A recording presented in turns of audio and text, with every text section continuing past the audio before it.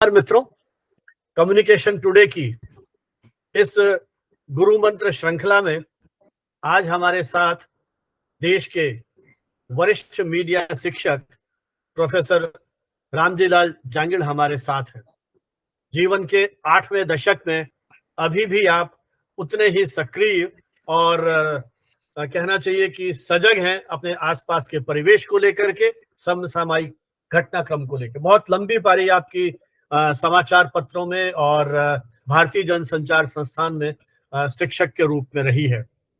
संयोग से मेरा भी आपसे लगभग 4 दशक का संबंध है और आपके सेवा काल के दौरान देश के कई अकादमिक मंचों पर मुझे आपका सानिध्य और मार्गदर्शन जो है, आशीर्वाद है, मिलता रहा है। तो आज इस श्रृंखला में हम उनके व्यक्तित्व के विभिन्न पहलुओं पर बातचीत करेंगे। नमस्कार सर, हमारे इस कार्यक्रम में आपका बहुत बहुत स्वागत है। तो हम बातचीत की शुरुआत करेंगे आपके उस बाल्यकाल के परिवेश को लेकर के।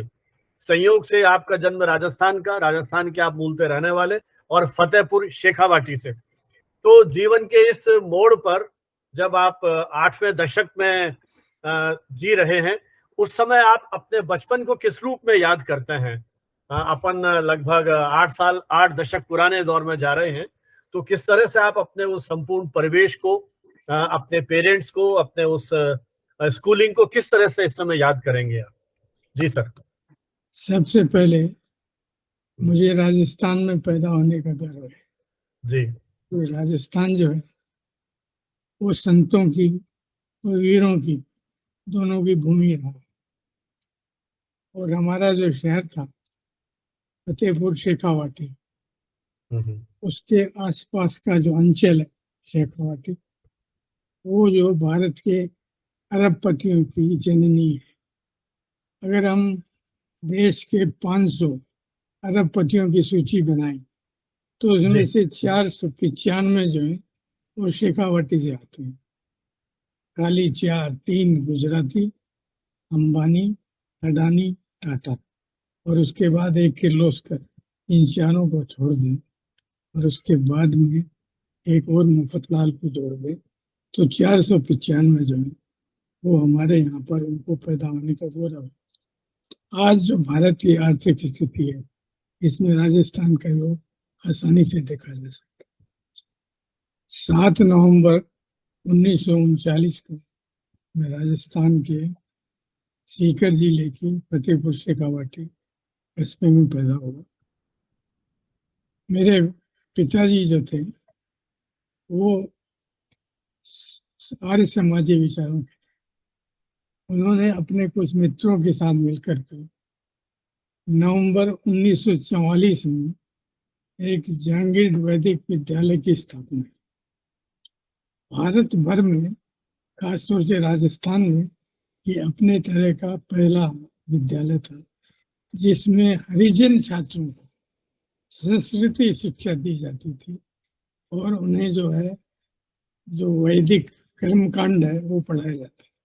नामकरण संस्कार कैसे किया जाए, उसके बाद विवाह संस्कार कैसे किया जाए, मृतक संस्कार कैसे किया जाए और यज्ञोपवीत कैसे दिलाई जाए। हरिजनों को यज्ञोपवीत दिलाना कि एक अपने आप में 1944 में क्रांतिकारी था। मुझे इस बात को गर्व है कि मेरे नगर में एक व्यक्ति ऐसा पैदा हुआ जिसका नाम था सेठ सोहनलाल दुग्गड़। सेठ जी श्वेतांबर जैन थे, ओसवाल थे, लेकिन उनकी सोच जो उस समय इतनी प्रगतिशील थी कि उन्होंने एक बालिका विद्यालय की स्थापना की। लड़कों का स्कूल नहीं बनाया, लड़कियों का बनाया। उन्होंने ये कहा कि लड़कियों की शिक्षा ज्यादा जरूरी। दूसरा, उन्होंने एक पुस्तकालय बनाया, आजाद भवन। अपना नाम दोनों में नहीं रखा। और आजाद भवन पुस्तकालय की खास बात थी कि फतेहपुर शेखावाटी का कोई भी लड़का, चाहे वो पिलानी में इंजीनियरिंग कॉलेज में पढ़ रहा हो या जयपुर में मेडिकल कॉलेज में पढ़ रहा हो या जयपुर के महाराजा कॉलेज में पढ़ रहा हो या फतेहपुर में पढ़ रहा हो, उसको वहाँ की सारी पाठ्य पुस्तकें मुफ्त मिलेंगी। अगर पुस्तकालय में अगर नहीं है तो आप खरीद लीजिए और बिल पुस्तकालय देगा और पढ़कर आप लौटा दीजिए। बहुत सारे लोग तो लौटाते ही नहीं थे। तो ये इतना बड़ा योगदान जिस भूमि में मुझे ये लाभ मिला। हमारे कस्बे में 2 पुस्तकालय थे। एक का नाम था सरस्वती पुस्तकालय, उसमें जो पुराने ग्रंथों का उनका बहुत भंडार था, और दूसरा ये आधुनिक पुस्तकों का आजाद भवन पुस्तकालय। इन 2 के कारण हमारे यहाँ पर जो शैक्षिक वातावरण था उसके फैलाव में मदद मिली। आप ये सोचिए कि ओसवाल जैन होते हुए भी उन्होंने हमारे जाति के लिए जो स्थापित किया विद्यालय, उसमें अंदर 10,000 रुपए का उस समय उन्होंने दान दिया, क्योंकि वो कहते हैं शिक्षा का अधिकार है हर व्यक्ति तक पहुंचना चाहिए। क्या आप सोच सकते हैं कि ऐसा आदमी इस धरती पर आ सकता है जो कस्बे में आने के समय गिनता था कि यहाँ हरिजन परिवार कितने हैं? ये 100 परिवार है तो वो 101 रजाई बनवाते थे, एक अपने लिए और 100 हरिजन परिवारों के लिए। हरिजन परिवार कोई भी सर्दी में ठिठुरे नहीं, इसका ध्यान उस व्यक्ति को था। तो वो व्यक्ति आप बताइए, तो मेरे प्रेरणा का स्रोत एक तो सेठ सोमनाथ दुपट से, जिनके इतने उदार विचार थे, वो जो सर्वधर्म संभाव में विश्वास करते थे, धर्मनिरपेक्षता में विश्वास करते थे, और समाज के सभी वर्गों को समान रूप से चाहते थे और उनको समान रूप से सम्मान देते थे। मुझे प्रभावित किया दूसरे जो हमारे प्रधान शिक्षक थे, पंडित हरिकेश दत्त शास्त्री। वो बहुत अच्छे वक्ता थे। उन्होंने बनारस हिंदू विश्वविद्यालय, उन्होंने संस्कृत विश्वविद्यालय से शास्त्री की परीक्षा प्राप्त की। वो आर्य समाजी थे और इसलिए वो शुरू से ही हमेशा धर्मनिरपेक्षता में और समाज के सारे वर्गों के प्रति खासतौर से अस्पृश्यता दूर करने में वो सक्रिय रहे। उसके बाद हमारे जो तीसरे जो जिसने मेरे शिक्षक ने मेरे जीवन पर असर डाला वो थे राम गोपाल वर्मा। हमारे यहाँ तो कॉलेज था, सेठ गोरखनाथ राम प्रताप चमड़िया कॉलेज। हमारे यहाँ खास तौर से क्या होता है कि सरकार ने उतना काम नहीं किया जितना जो भामाशाह थे, जो अलग अलग सेठ थे जो कमाते थे, उन लोगों ने स्कूल बनाए, कॉलेज बनाए, संस्कृत पाठशालाएं बनाई, धर्मशालाएं बनाई, प्याऊ खोली। तो ये जो समाज के प्रति भाव था उनका, वो हमारे यहाँ पर शुरू से ही रहा है। तो वहाँ पर जो था, वहाँ पर मैंने जो प्रारंभिक शिक्षा प्राप्त की वो 1 से लेकर के 7वीं तक की। तो इस विद्यालय के जो प्रारंभिक छात्र थे वो हम 3 भाई थे। 3 भाइयों से हमारा स्कूल शुरू किया। मेरे सबसे बड़े भाई, मेरे मझोले भाई, मेरा 3 नंबर था। और उसके बाद जब मैंने बोलना शुरू किया तो सबसे पहले मैं 7 वर्ष की उम्र में बोला, मतलब 1950-51 में जो राजस्थान के पहले मुख्यमंत्री बने हीरालाल शास्त्री, वो हमारे विद्यालय का दौरा करने आए। तो उनके स्वागत भाषण मैंने उनके गोद में बैठ कर दिया। तो मैंने जो बोलने की कला जो शुरू की, मैंने वहां से शुरू की। उसके बाद में मैं जब अपने विद्यालय से 7वीं पास करके, मेरे पिताजी जो भारत भर में इस विद्यालय के लिए चंदा इकट्ठा करते थे, उन्होंने पूरा जीवन और कुछ नहीं किया। मेरी माँ ने अपने पति को केवल समाज के लिए समर्पित कर दिया। हमारे यहाँ जो खेती थी वो मेरी माँ संभालती थी या मेरी दादी संभालती थी। और मेरी जो दादी थी वो राजस्थान में नवलगढ़ के पास एक जगह सांखू की रहने वाली थी। वो खेती के अलावा कुछ नहीं जानती थी, लेकिन वो 16 साल की उम्र में बाल विधवा हो गई। इतनी बहादुर थी कि रात को अकेली खेत में सोती थी और आसपास के जो जाट किसान थे वो संरक्षण के लिए उनके पास सोते थे कि दादी ये तो कोई खतरा नहीं। तो वो इतना अच्छी तरह से लाठी चलाती थी कि अच्छे जो है घबराते थे। तो हमारे पर जो वातावरण था घर का, वो मेरी माँ की जिम्मेदारी थी। बच्चों को पालना, उनका पढ़ाई कराना, उनको देखना। मेरे पिताजी तो बाहर ही रहते थे। 3 महीने तक उनका एक बार पत्र नहीं आया तो मेरी माँ ने उनकी खोज करने के लिए मुझे अजमेर भेजा, कि उनकी आखिरी चिट्ठी अजमेर से आई थी। तो अजमेर में गया तो मैंने अपनी 8वीं की परीक्षा मैंने वहां से प्राप्त की। मुझे अपने गुरुजनों का बहुत प्यार मिला।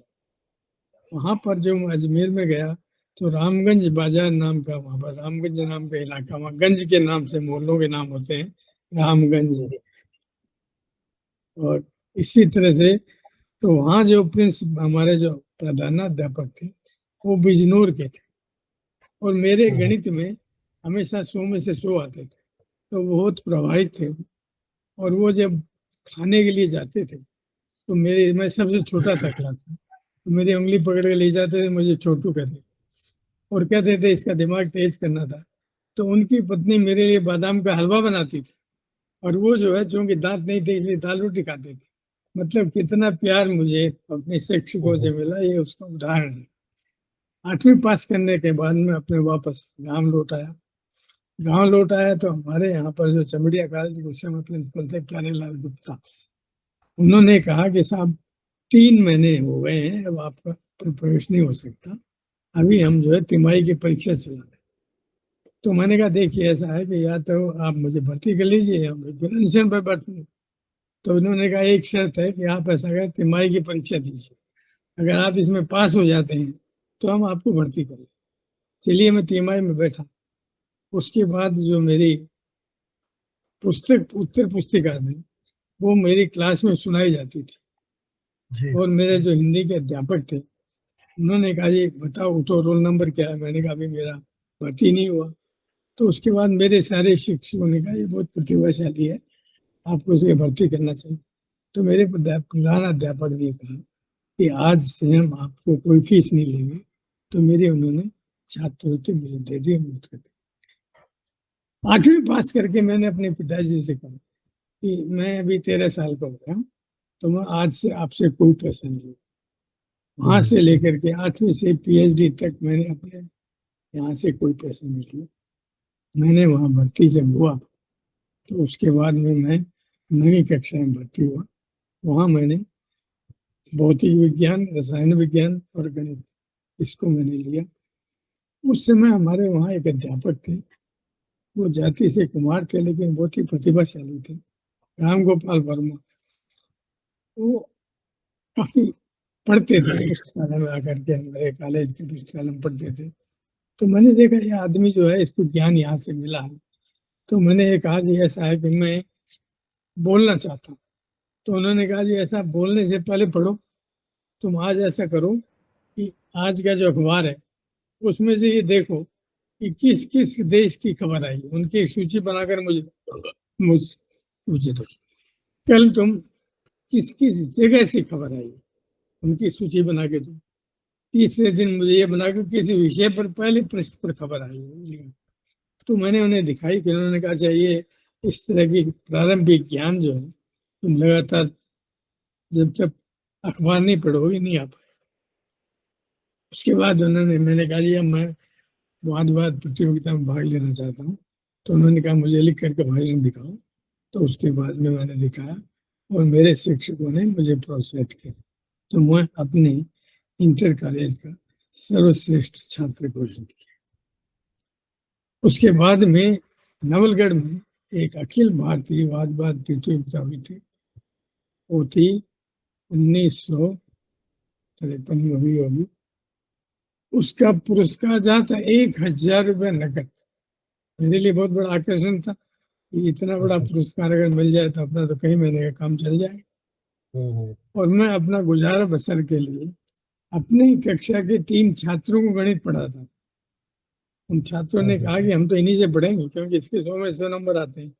तो मेरा काम, मैं 100 रुपये लेता था उस समय, तो मेरा काम 300 रुपये मजे में चलता था। मेरे अपनी बहन को अपने साथ होता था। मेरा परिवार, जो मेरे बड़े भाई थे, एक ने 6ठी क्लास में और दूसरे ने 8वीं क्लास में हाथ उठा दिए कि अब हमारे से पढ़ाई नहीं होगी, अब हम नौकरी करें। तो जयपुर में आकर के नेशनल बारबेरिंग कंपनी में काम करने लगे। और मेरे माताजी तो उनके साथ खाना बनाने के लिए चली गई। पिताजी बाहर रहते थे, तो मैं अकेला अपनी छोटी बहन को रखता था। हम 3 का गुजारा 300 रुपये में हो जाता। वो जो वाद प्रतियोगिता थी वो 3 दिन चली। और आप ये सोचिए कि उस समय क्या था, गुरुकुल कांगड़ी के छात्र संघ का अध्यक्ष विश्वबंधु वहां पर मौजूद थे। वो क्या था कि खादी का बनियान पहनते थे और नीचे तौलिया लपेटते थे। विषय था हमारा पंचशील से ही विश्व शांति संभव है। मैंने सोचा ये तो खुद ही पंचशील का अवतार लग रहा, तो इससे लड़ाई करना। दूसरे जो थे वो थे दिल्ली यूनिवर्सिटी के लॉ कॉलेज के जो छात्र संघ के अध्यक्ष थे, वो बाद में वो जाकर के उन्होंने LLB यहाँ करने के बाद अमेरिका चले गए और अमेरिका जाकर के उन्होंने वेद प्रकाश नंदा उनका नाम था, और वहां जाकर के उन्होंने फ्रेंड्स ऑफ बीजेपी नाम की एक संस्था बनाई। जब भी नरेंद्र मोदी अमेरिका जाते हैं तो सारा इंतजाम वही करते थे। बाद में उनको दिल्ली विश्वविद्यालय के जो दीक्षांत समारोह था उसका मुख्य अतिथि बन के बुलाया गया, और उसके बाद में हाल में उनका देहांत हो गया। वो वहां पर लॉ का प्रोफेसर थे। उसके बाद तीसरा जो था वो था उदयन शर्मा। उदयन शर्मा आगरा कॉलेज का अध्यक्ष था, और वो बाद में एक नामी संपादक बना, हिंदी का एक प्रतिष्ठित पत्रकार बना। कहने का मतलब ये है कि बड़े दूर दूर से लोग 1000 रुपए के लालच में आए थे। यार जी हुआ, और मुझे उसे पुरस्कार मिला और मुझे उसमें आर्थिक मदद मिल गई। उसी में मेरी जान पहचान मारजा कॉलेज से जो आए थे केशव चंद्र शर्मा। केशव चंद्र शर्मा का बड़ा भाई था जगदीश शर्मा, वो IAS था और वहां पर राजस्थान में सरकार में काम कर रहा था। उसने मुझे कहा कि यार ऐसा करो तुम महाराजा कॉलेज आ जाओ, उससे क्या होगा कि हम लोगों की जोड़ी बनेगी तो हम किसी को जीतने नहीं देंगे। मुझे उनका प्रस्ताव अच्छा लगा और मैंने इंटर पास करके और मैं महाराजा कॉलेज जयपुर में आकर के हम लोगों ने अपनी जोड़ी बनाई, और मैंने अपना जो है विज्ञान संकाय में। अब विज्ञान संकाय का मैं अकेला छात्र था जो वाद प्रतियोगिता में भाग लेता था। तो मेरे जो शिक्षक थे वो बड़े प्रभावित थे।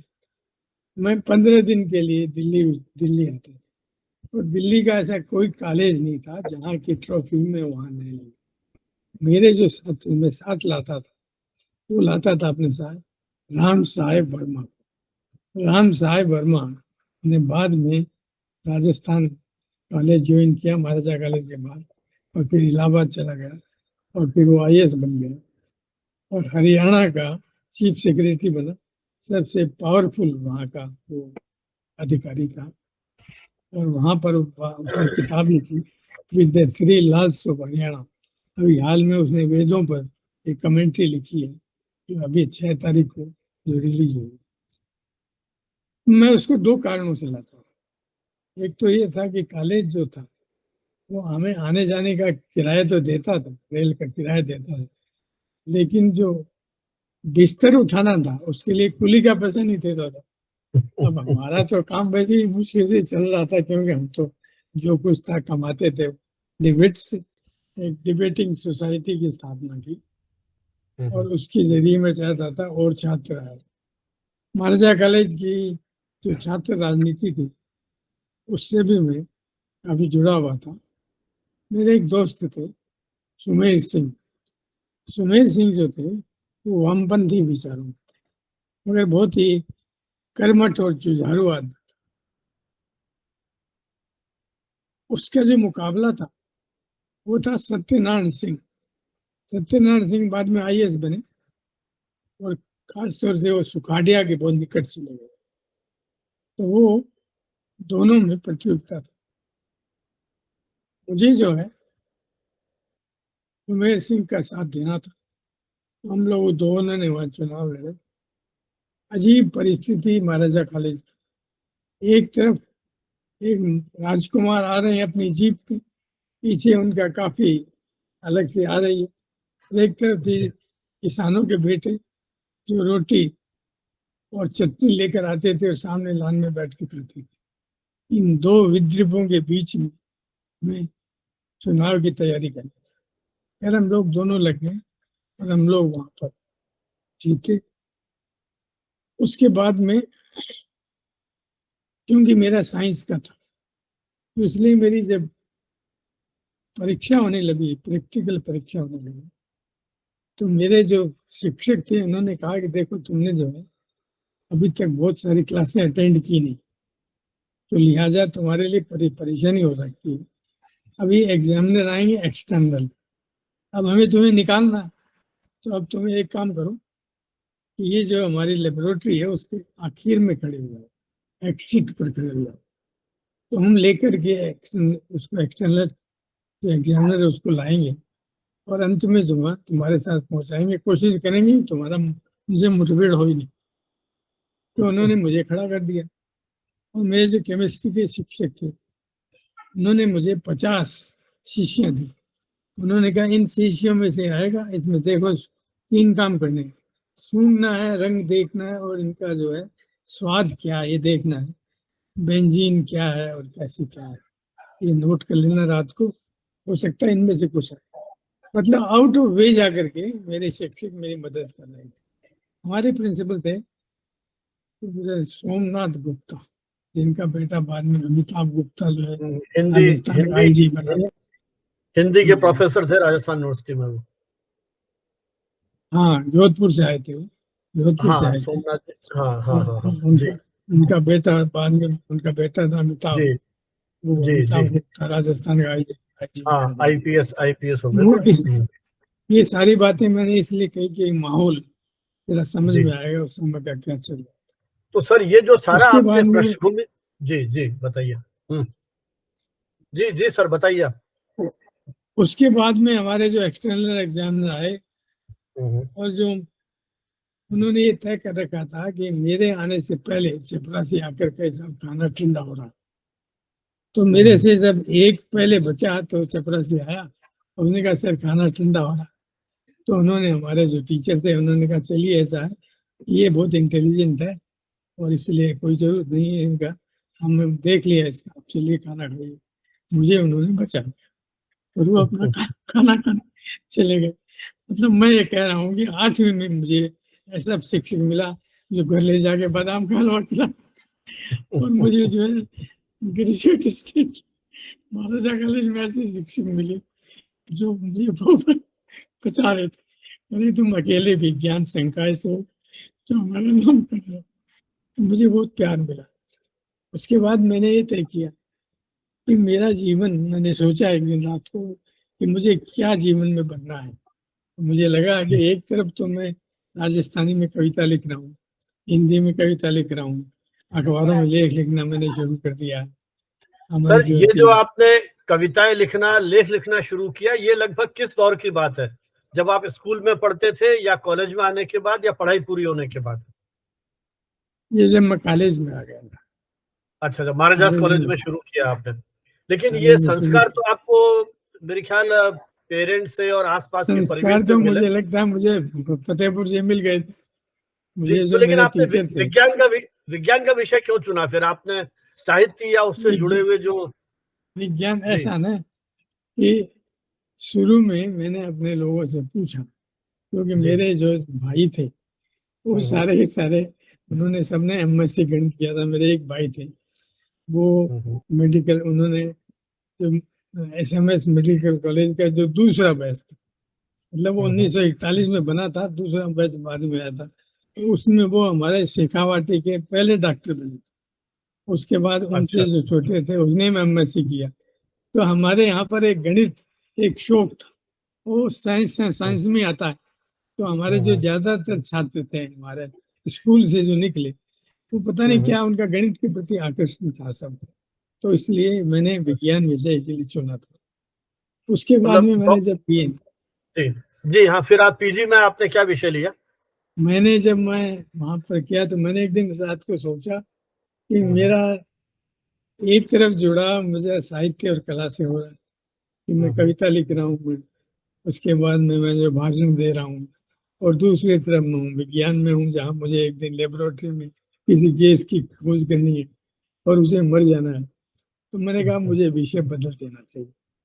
तो मेरे उस समय जो वाइस चांसलर थे वो थे प्रोफेसर एम.बी. माथुर। जी प्रोफेसर एम.बी. माथुर जो थे उन्होंने मेरी कुछ डिबेट्स को प्रिसाइड किया था, तो लिहाजा जो है वो मुझे जानते थे अच्छी तरह से और मुझे सम्मान देते थे।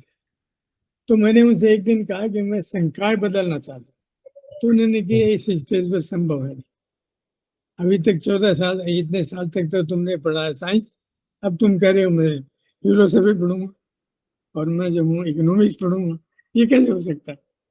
मैंने कहा देखिए ऐसा कि मेरा पढ़ना अधिकार है, मैं क्या चुनूं, ये मुझे छूट होनी चाहिए। खैर वो जानते थे बहुत जिद्दी हैं, तो उन्होंने कहा मैं तुम्हें एक विशेष परमिशन देता हूँ, तुम क्या पढ़ना चाहते हो। मैंने कहा मुझे खुद ही मालूम नहीं। तो उन्होंने कहा ऐसा है कि मैंने अभी एक शुरू किया है नया विषय इकोनॉमिक्स में, पब्लिक एडमिनिस्ट्रेशन, तो मेरी क्लास में। तो मैं गया, उन्होंने मुझे बाद में पूछा बोलो समझ में आया, मैंने कहा नहीं आया।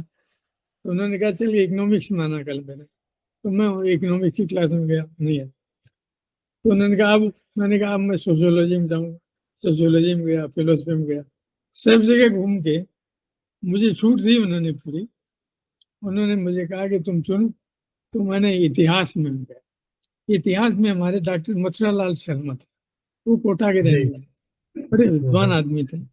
वो हिंदी, राजस्थानी, संस्कृत और अंग्रेजी 4 भाषाओं पर उनकी पकड़ थी। इसी बीच में मुझे लगा कि क्यों नहीं मुझे आईएएस की तैयारी करनी चाहिए, और मुझे लगा कि आईएएस की तैयारी के लिए इतिहास जैसा विषय ज्यादा उपयोग होगा। तो वो भाषण दे रहे थे, प्रथम विश्व युद्ध के कारण क्या है। उनके भाषण ने मुझे बहुत प्रभावित किया, और मैंने जाकर प्रोफेसर माथुर से कहा जी मैं इतिहास पढ़ूँ, तो उन्होंने मुझे छूट दे दी। अब आया प्रथम वर्ष की परीक्षा का प्रीवियस एमए प्रीवियस, तो मैंने कहा जी मैं जो हूँ हिंदी माध्यम से लिखूंगा। उन्होंने कहा अलाउड नहीं, आपके यहाँ का जो आपने अंग्रेजी में पढ़ा पूरे साल, अब आप कह रहे मैं लिखूंगा। मैंने कहा आप जबरदस्ती मुझे अनशन करने के लिए प्रेरित।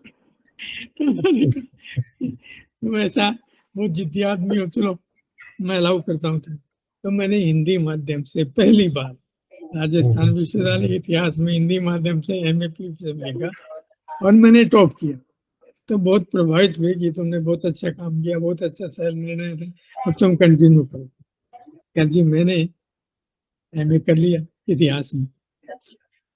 उसके बाद एक दिन उनका फोन आया, मैंने आज तक नौकरी के लिए कभी अर्जी नहीं लिखी, ये नौकरी मेरे वाइस चांसलर लगाते रहे। तो उन्होंने मुझे कहा क्या कर रहे हो, मैंने कहा एमए के रिजल्ट का इंतजार कर रहा हूँ, ये रिजल्ट हमें मालूम है, तुम ऐसा करो कि चले जाओ दिल्ली, और ये मेरी चिट्ठी ले जाओ, मैंने तुम्हारी नौकरी लगा दी।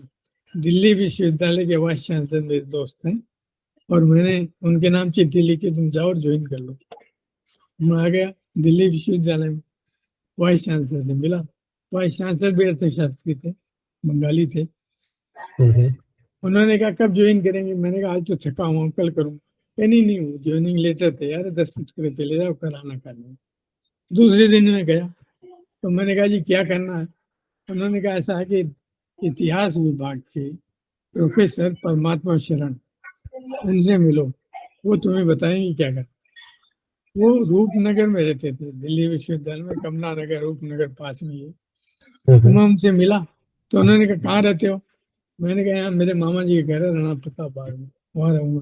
कि नहीं वहाँ नहीं रहना, मेरी बहुत बड़ी कोठी है खाली है, मैं हूँ मेरी बीवी है 2 बच्चे हैं, यहाँ रहो, कोठी बहुत बड़ी है। नहीं मैंने कहा मैं नहीं रहूंगा किसी का, मैं अपने घर में रहूंगा।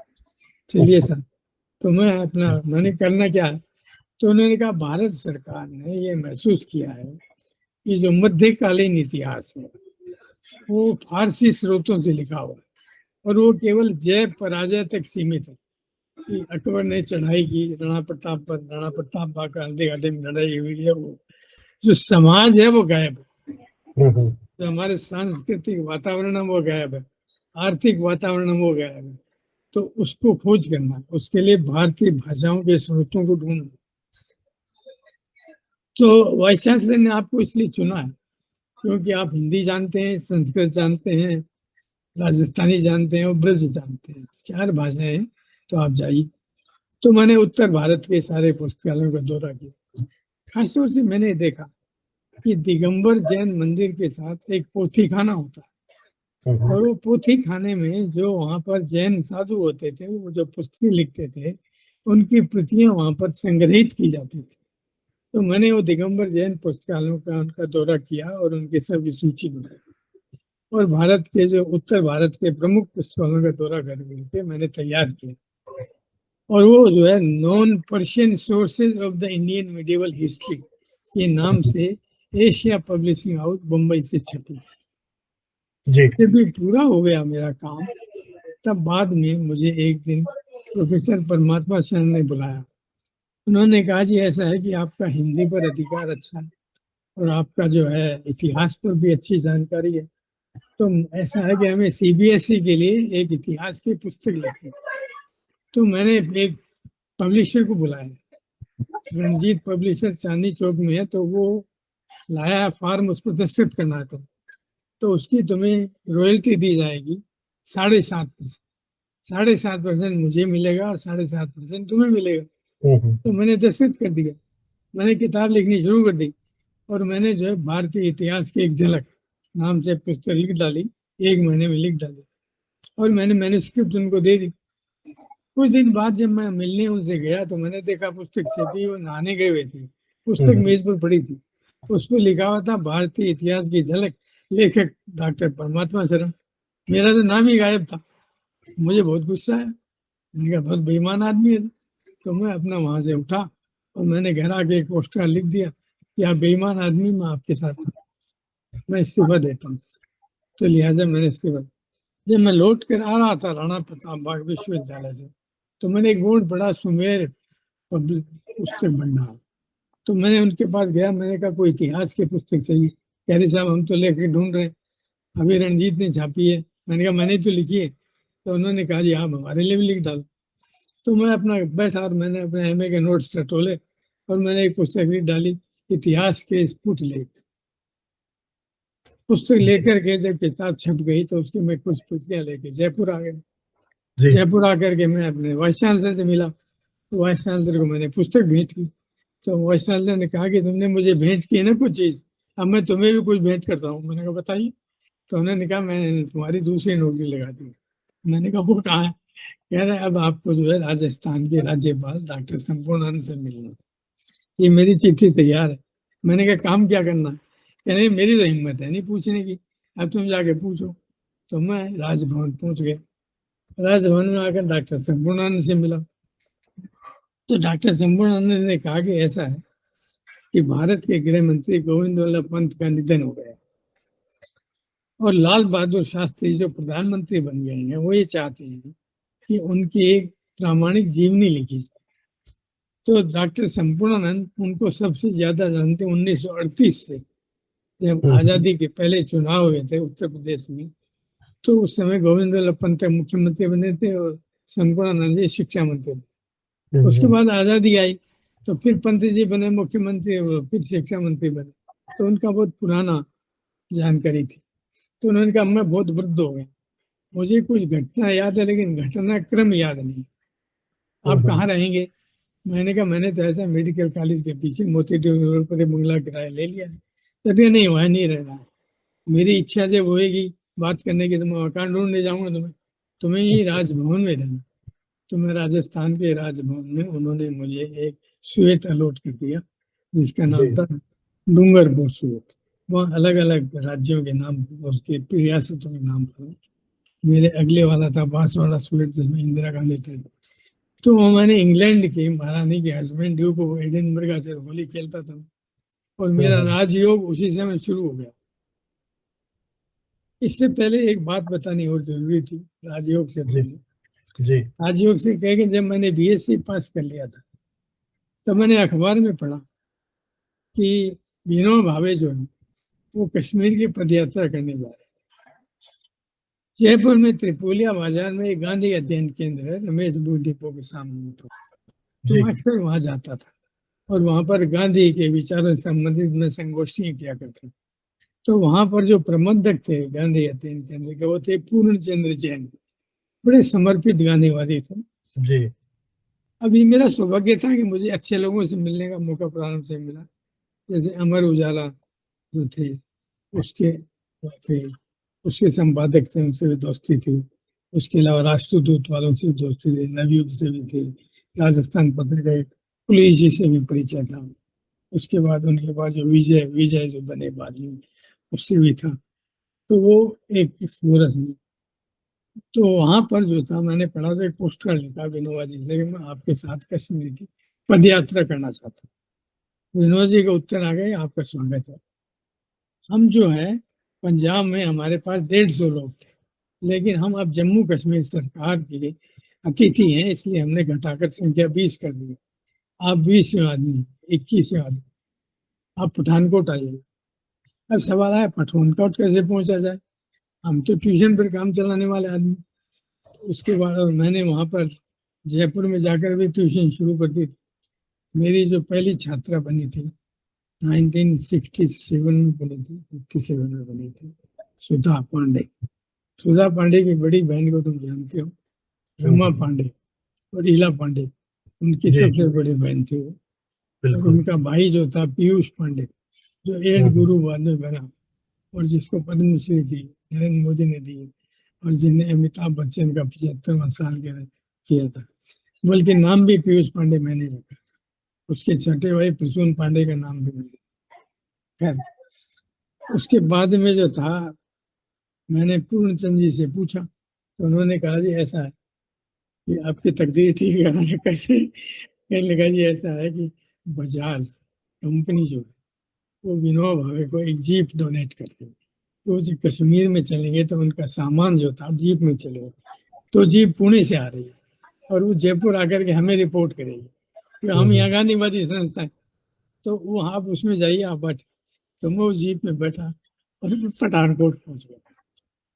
तो उनके कई उनके पिए थे, जैसे 2 तो उनके साथ पहले रहती थी, निर्मला देश पांडे और कुसुम देश पांडे, जो मराठी के जो नाट्यकार थे ना, वो पिए फूला देश पांडे, उनकी बेटियां थी। एक उनके थे शायद दामोदर दास मुंद्रा या क्या थे, वो उनकी पिए थे। वो देखते थे इंटरव्यू में। तो मैंने उनसे पूछा तो उन्होंने कहा जी बाबा बाबा कहते थे, बाबा ने आपको सुबह 4 बजे मिलने बुलाया।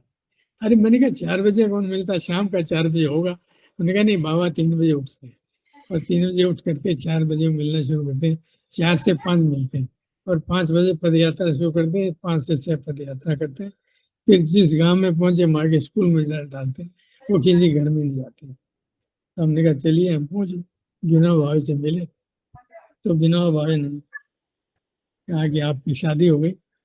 मैंने कहा शादी तो नहीं हुई, मैंने तो अभी ग्रेजुएशन किया। विनोबा जी बहुत ही विद्वान आदमी थे, बहुत सारी बहुत भाषाएं जानते थे, बोलते कम थे। एक बार बोला फिर चुप हो गया, फिर थोड़ी देर बाद फिर बोला। तो शादी हो जाए तो अब बच्चे मत पैदा करना। मैंने कहा भाई ये तो फैसला मेरी बीवी के साथ होगा, पहले मैं पैसे कैसे फैसला कर रहा हूँ? नहीं नहीं, अब आप वो अगर शादी हो जाएगी, बच्चे होंगे तो आपका दिमाग सारे बच्चों में लगेगा। आपके जो भाई के बच्चे होंगे वो भी आप जाएंगे घर में, जब बाजार में जाएंगे तो उनके लिए सामान नहीं खरीदेंगे, बहन के बच्चे होंगे, तो समाज का काम कौन करेगा? मैंने कहा जी मैं याद रखूंगा आपके इस आदेश को। उसके बाद में दिल्ली आया। दिल्ली आकर के मैं जयप्रकाश नारायण और प्रभावती से मिला।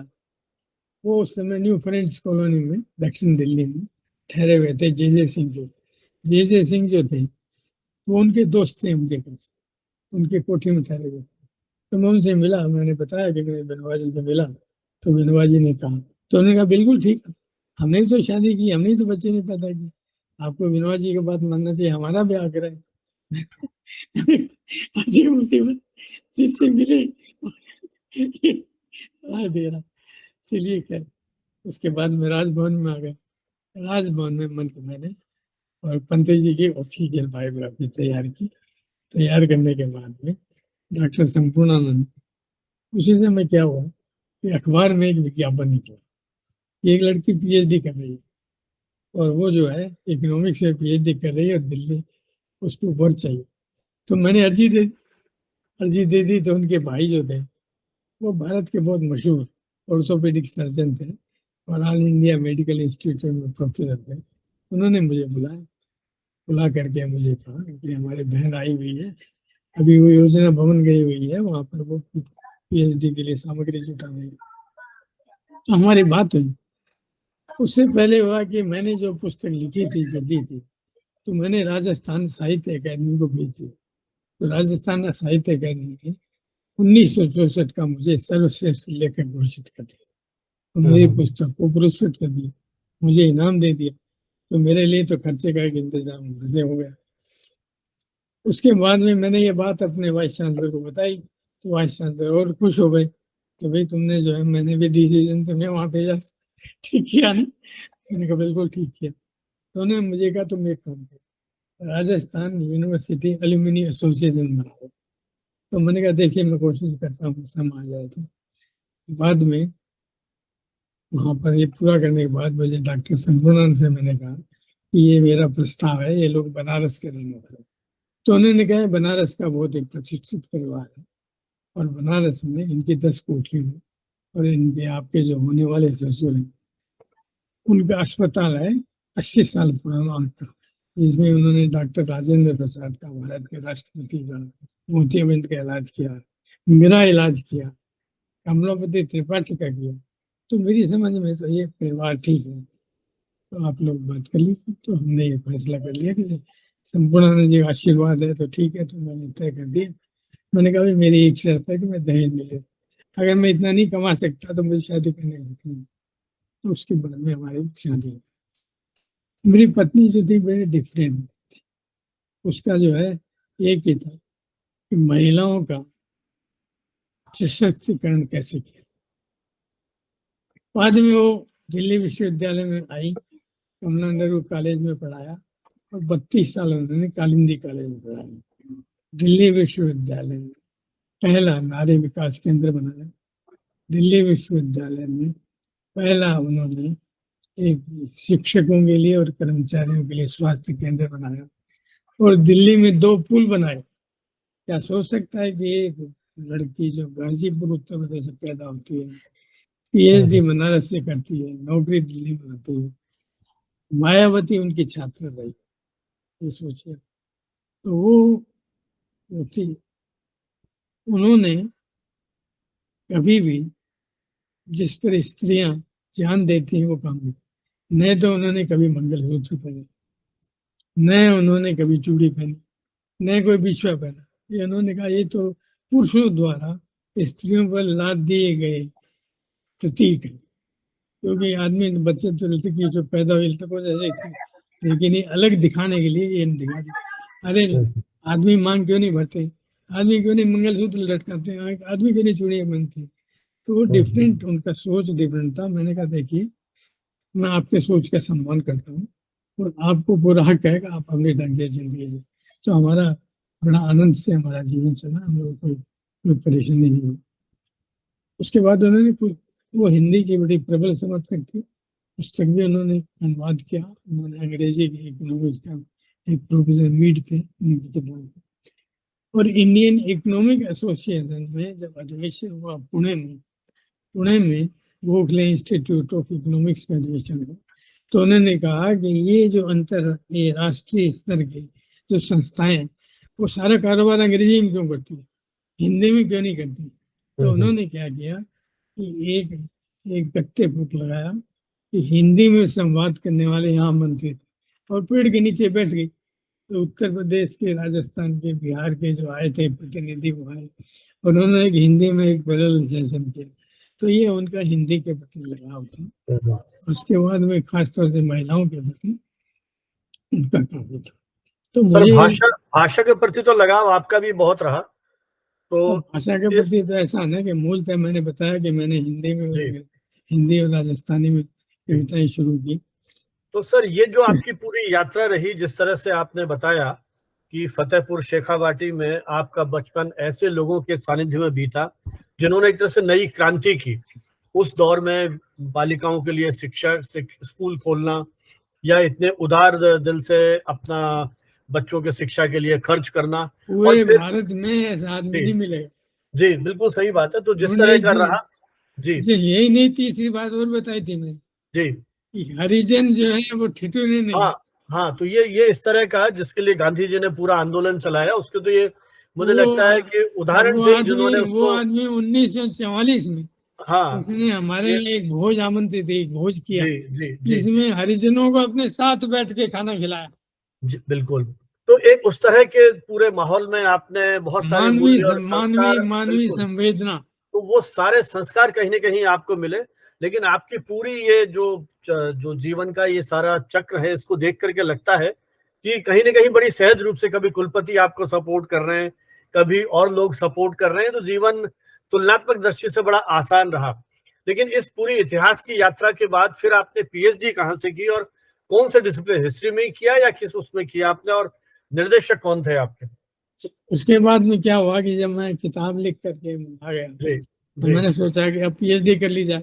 जी पीएचडी क्योंकि मेरी पत्नी जो है उससे पहले मैं पीएचडी करना था, पत्नी तो बाद में आई थी मेरे जीवन में। जी तो हमारे जो है, मैं ये मानता था कि हमेशा पीएचडी जो है विभाग अध्यक्ष के अंडर में करना चाहिए, जी। क्योंकि उसके संपर्क होते हैं और वो चूंकि एग्जाम में नियुक्त करता है। हम्म। तो हमारे नए नए डॉक्टर मथुरलाल शर्मा रिटायर हो गए थे, उनके जी बाद जी। वीपी रघुवंशी आए, वो लीडर थे। उसके हम्म। बाद आए प्रोफेसर गोविंद चंद्र पत, बाद में कुलपति भी बने थे फिर वो। कुलपति भी बने। वो जी बहुत विद्वान आदमी थे। जी। उनका हालत भी वही थी, बहुत कम बोलते थे। पहले बिल्कुल। बोला कैसे हैं, फिर हाँ चुप हाँ हो हाँ। गए, फिर थोड़ी देर बाद कैसे आना हुआ। खैर जी, जी। मैंने एक दिन उनकी घंटी बजाई, मैं उनको नहीं जानता था। हम्म। उन्होंने बोला, बिठाया, देखा, फिर चुप, फिर पूछा कहिए। हम्म। मैंने कहा जी मेरा नाम ये है और मैंने राजस्थान विश्वविद्यालय के इतिहास पे भाग से एमए किया है और मैं वहां पर गया था और ये मैंने पुस्तक लिखी है, तो मैं पीएचडी करना चाहता हूँ। हम्म। थोड़ी देर बाद चुप हो गए, किस विषय में करना चाहते हैं? मैंने कहा जी मैं राजस्थानी इतिहास में करना चाहता हूँ। हम्म। फिर चुप हो गए। फिर कहा मैं तो बौद्ध कालीन इतिहास का विशेषज्ञ हूँ और मैं तो उत्तराखंड का रहने वाला हूँ, राजस्थान के इतिहास के बारे में जानता नहीं। मैंने कहा जी मैं आपको कष्ट देना ही नहीं चाहता, केवल आपको 2 दस्तखत करने। तो वो कैसे? मैंने कहा एक ये मैं फॉर्म लाया हूँ जिसकी आप मेरे गाइड बनेंगे, ये दस्तखत करेंगे। दूसरा मैं जिस दिन सबमिट करूंगा उस दिन आप दस्तखत करेंगे। आपको बीच में मेरे आपसे भेंट होनी नहीं है। अरे फिर मुझे क्या करना, आइए दस्तखत कर देता। तो उन्होंने मेरे दस्तखत कर दिए और जी। मेरा मेरा जो है वहां पर हो गया। मैं नेशनल आर्काइव में घुसा। 6 महीने तक मैंने सूरज नहीं देखा। मैं 6 महीने तक सुबह जब खुलता था और जब बंद होता था तब तक मेरा था। जितने मूल थे लॉर्ड हेस्टिंग्स के थे और थे, वो सारे के सारे मैंने टटोल डाले। उसके बाद मैं चला गया बीकानेर। वहां मेरे बहनोई थे, वहां पर टेलीफोन केंद्र के इंचार्ज थे, तो मुझे सुविधा थी। तो मैं राजस्थान आर्काइव में डॉक्टर खड़कावत थे वहां के डायरेक्टर उस समय। तो उसके बाद मैंने 6 महीने तक फिर वहां सूरज नहीं देखा। 1 साल मैंने लगाया आपको, 1 साल लगा करके और मैंने संग्रह करके भी लिखना शुरू कर दिया, टाइप शुरू किए। और मैंने जो है 67 में मैंने अपनी पीएचडी दस्तखत के लिए उनके पास ले गया कि आप ये दस्तखत करिए, मैं जमा कराने जा रहा हूँ। तो मैंने दस्तखत कर दिए और मैंने जमा करा दिए। उन्होंने पढ़ा भी नहीं, उन्होंने कहा कि 1 मिनट रुकिए। मैंने कहा बताइए। आपने जब ये तो दे दिया तो मुझे आप 10 एग्जामिनर्स के नाम बता दीजिए जिससे हम छांट करके उनमें दे दें। तो मैंने लिखना शुरू किया, बीएचयू के हेड ऑफ डिपार्टमेंट ये हैं, इलाहाबाद के ये हैं, दिल्ली के ये हैं, और कर करके मैंने 10 के नाम दे दिए उनको।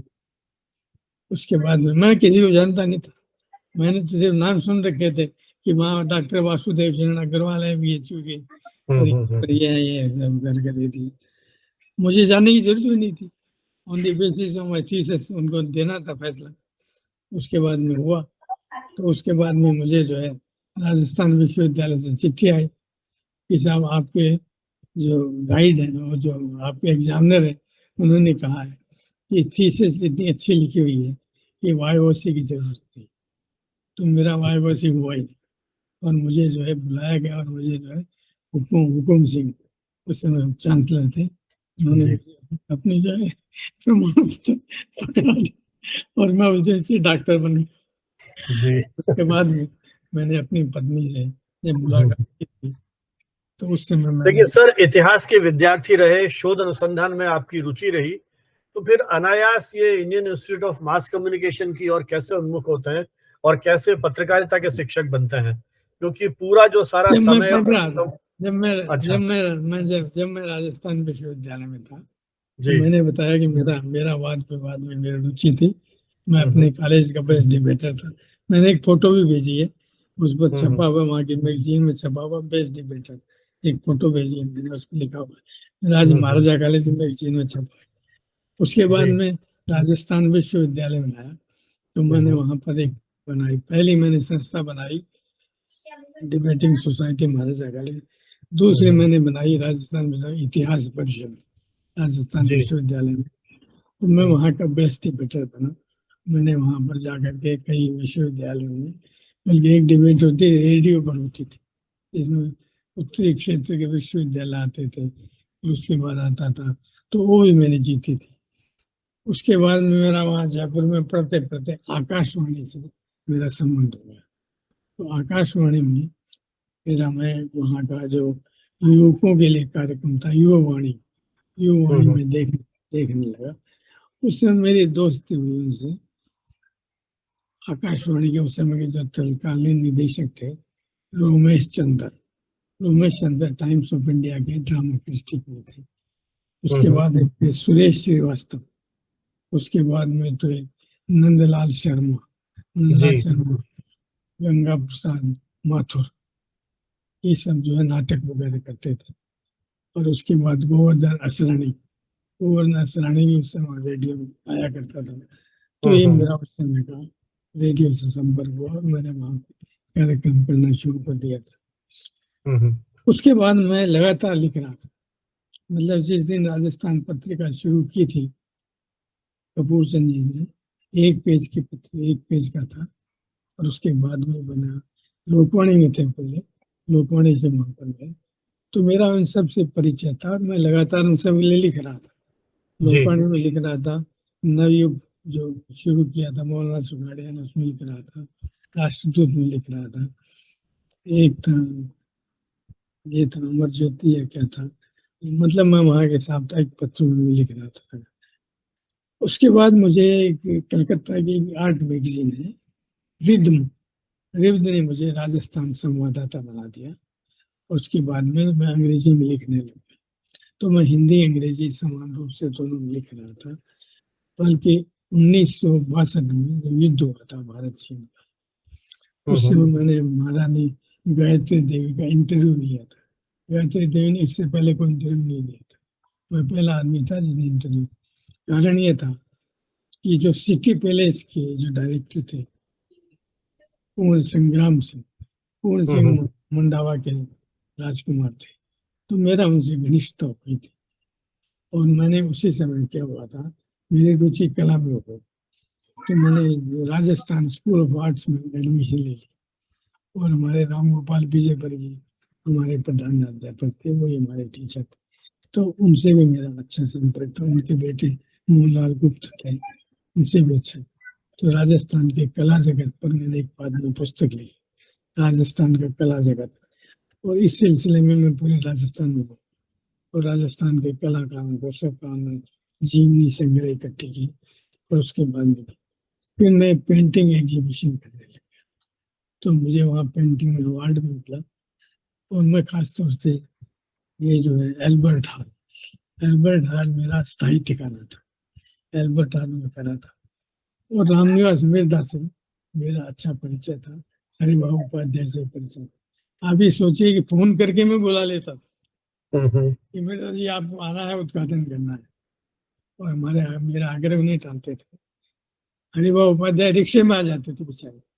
तो एक आप सोचिए, राजनेता, आज के राजनेता 50 लोगों के बीच चलते हैं। आप मायावती को देखिए, एक उस समय का जीवन देखिए, और इतना सादा था कि वो कहते थे। और वहां पर जो था, मुझे एक अखिल भारतीय वाद विवाद प्रतियोगिता की, तो मुझे इनाम देना था 1,000, 2,000, 3,000, ये मैंने पुरस्कार रखे। टोटल हुआ 6,000। मेरे पास 6,000 थे नहीं।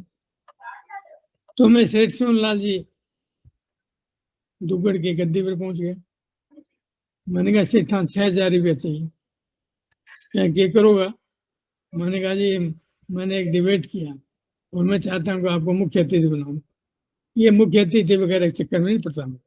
6,000 रुपये मनीम जी दे दो, आपने गांव के टाबर है तो कोई काम कर रहे हो, तो उस आदमी की उदारता देखिए कि हमारा गांव का है, अच्छा काम कर रहा है, इसलिए जी इसको 6,000 ही दिया जाए। तो सब मेरा जी काम इस तरह से हो रहा था। राजस्थान के नहीं, लोगों, वो तो ठीक है, आपने उस एरिया में काम किया, लेकिन मेरा सवाल था कि पत्रकारिता की ओर कैसे फिर आप गए, मतलब जब मैं आपने। पत्रकार, जब मैं यहाँ पर आ गया तो हाँ दो हाँ दो संचार माध्यमों से मेरा ताल्लुक हो गया। हाँ, आकाशवाणी के आकाशवाणी से साथ। हो गया और ले पत्रकारिता से चल रहा। जी जी। उसके बाद डॉक्टर शंभूनानंद ने मुझे कहा कि मैं काशी विद्यापीठ का आज जन्म कुलपति हूँ, तो आप जी वहाँ चलिए बनारस में, और अब आपने शादी कर ली है, बनारस चलिए आप, और मैं आपको वहाँ पर जो हूँ प्रोफेसर बना दूंगा। मैंने कहा जी अब मैं सक्रिय पत्रकारिता में जाना चाहता हूँ, मैं अब नहीं जाना चाहता।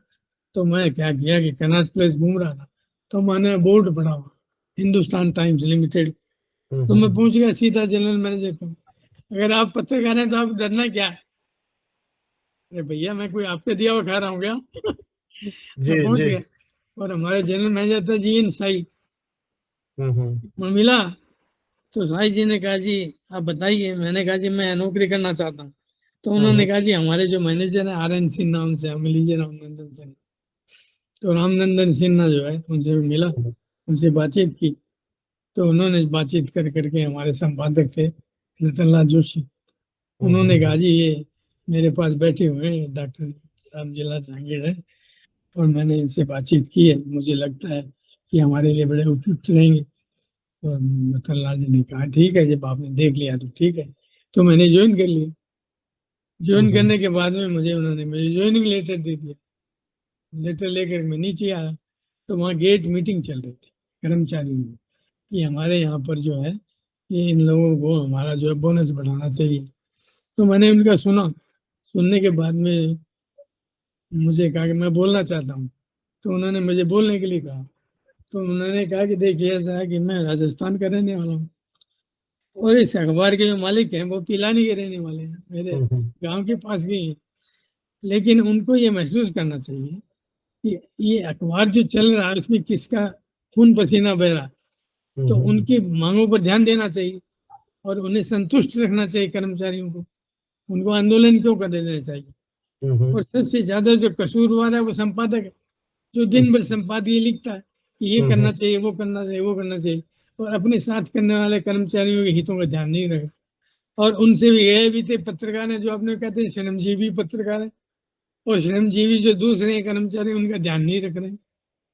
अब जो ये संपादकीय हुआ कि जो खिड़कियां खुलने लगी, ये बोल कौन रहा है? पत्रकारों को गाली दे, संपादक को गाली दे रहा। उसके बाद में जब मैं अपना देख करके ऊपर आया, अब मैं कर्मचारी में लोकप्रिय हो गया कि साहब आप कौन से विभाग में? मैंने कहा मैं ज्वाइन ही नहीं किया अभी, मेरे हाथ में तभी ज्वाइनिंग चिट्ठी है।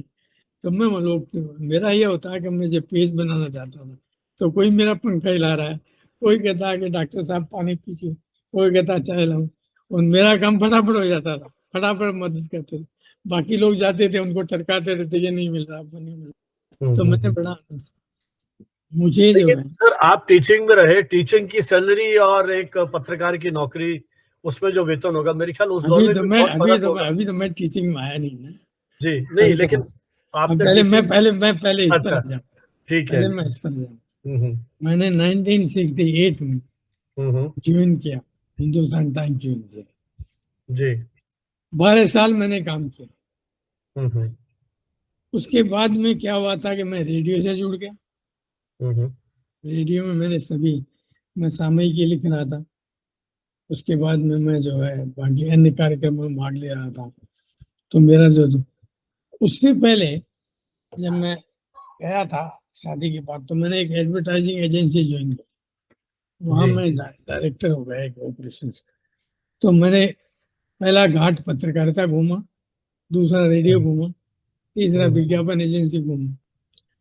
उसके बाद में शुरू हुआ टेलीविजन। टेलीविजन पहले श्वेत श्याम शुरू हुआ। जो पहले डायरेक्टर बनाए गए वो बनाए गए रोमेश चंद्र। वो जयपुर से उनको लाया गया, उनको बना दिया गया। मेरे पास फोन आया, मैं हिंदुस्तान टाइम्स में उस समय पेज बनवा रहा था कि रोमेश चंद्र जी बात करना चाहते हैं। तो मैंने कहा बताइए। कहले जी आप ऐसा कहाँ पर हैं? मैंने कहा मैं कनॉट प्लेस में हूँ, हिंदुस्तान टाइम्स हाउस में। कह रहे आप तुरंत आ जाइए, यहाँ टेलीविजन रेडियो स्टेशन है, आज से हम टेलीविजन शुरू करने वाले और आपको आधा घंटे का लाइव प्रोग्राम करना है। मैंने कहा किस विषय पर करना है?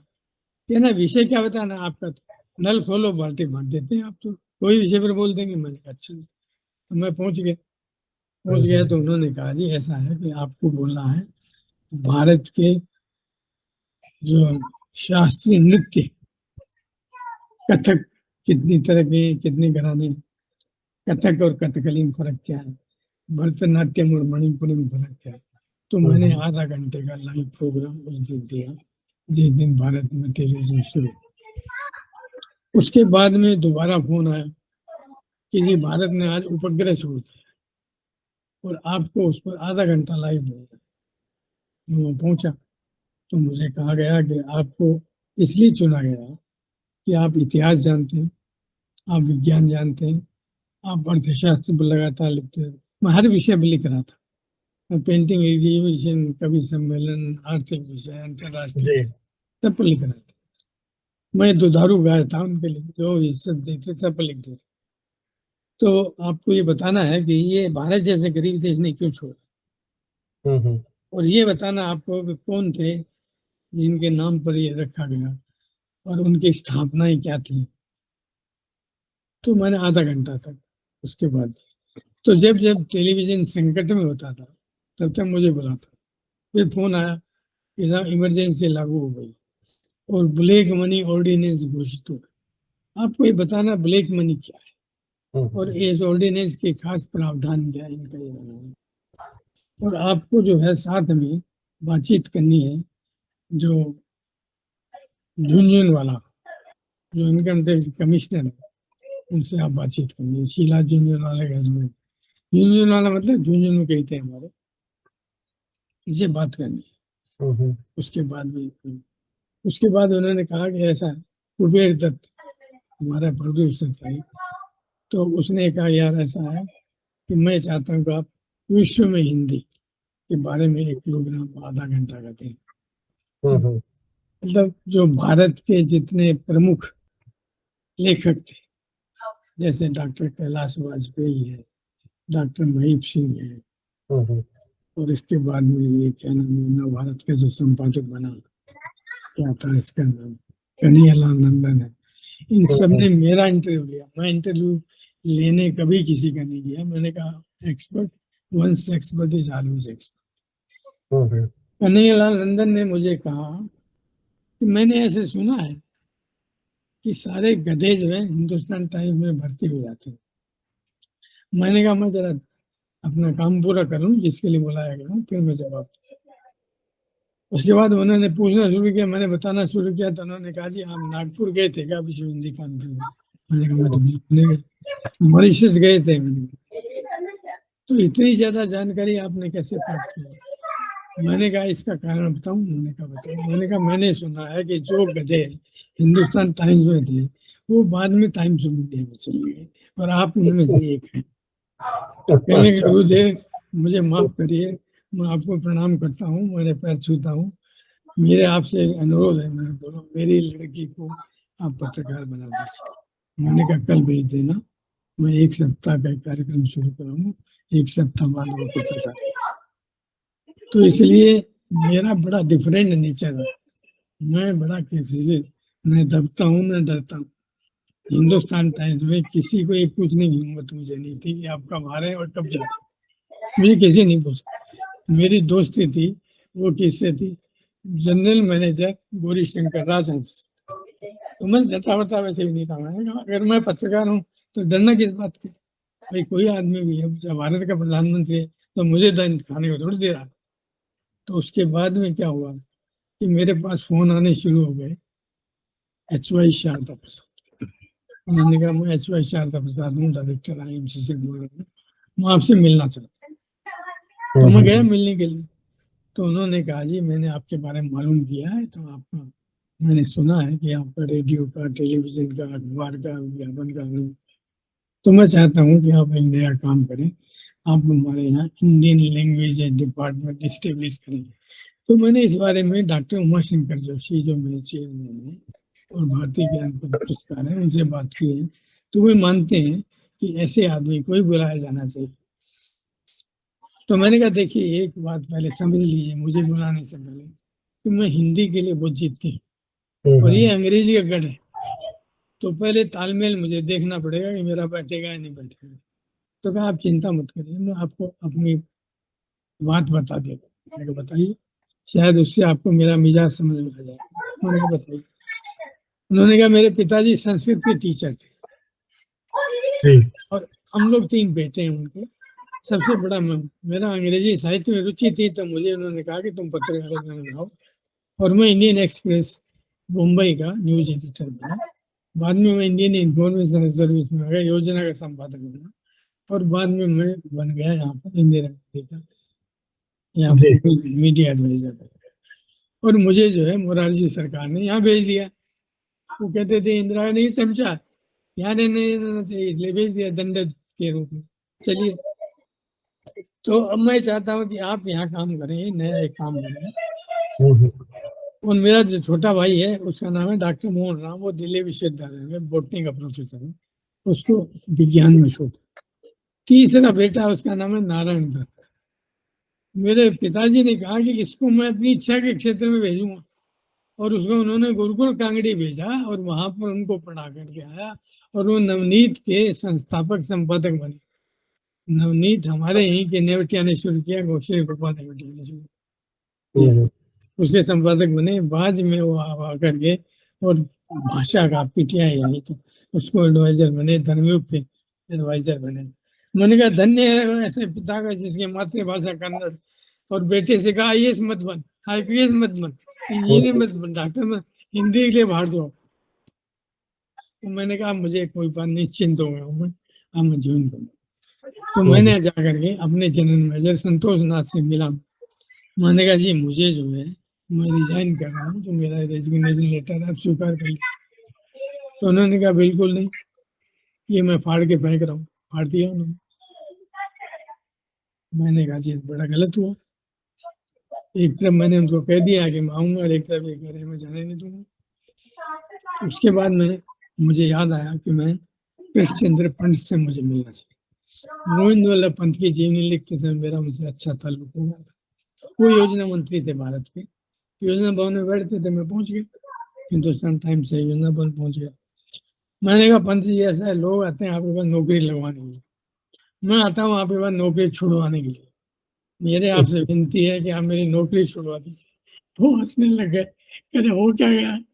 मैंने कहा भैया हिंदुस्तान टाइम्स में मैं जनरल मैनेजर मिला, उन्होंने मेरा फाड़ दिया मेरा त्याग पत्र, और मेरा जो है वहां पर मैंने वतन करने की वादा कर दिया है, और वो मेरे पास उनके लगातार फोन आ रहे हैं कि आप कब ज्वाइन करेंगे, कब ज्वाइन करेंगे। तो मैं बड़ा पशुपेश हूँ, क्या कर। तो उन्होंने कहा मैं संतोष नाथ जी ये बहुत ही जिद्दी आदमी है, मैं बहुत पहले से जानता हूँ, ये मानेगा नहीं है, आपको इसका इस्तीफा ले लेना। तो उन्होंने कहा भेजिए आप। मुझे उन्होंने कहा वहां मैंने लेके वापस आ जाना, हम आपको टेम्परेरी भेज रहे। मैंने कहा कोई बात नहीं। मैंने फोन किया, मैंने शारदा प्रसाद जी को फोन किया कि मैं आ रहा हूँ और ज्वाइन करने जा रहा हूँ।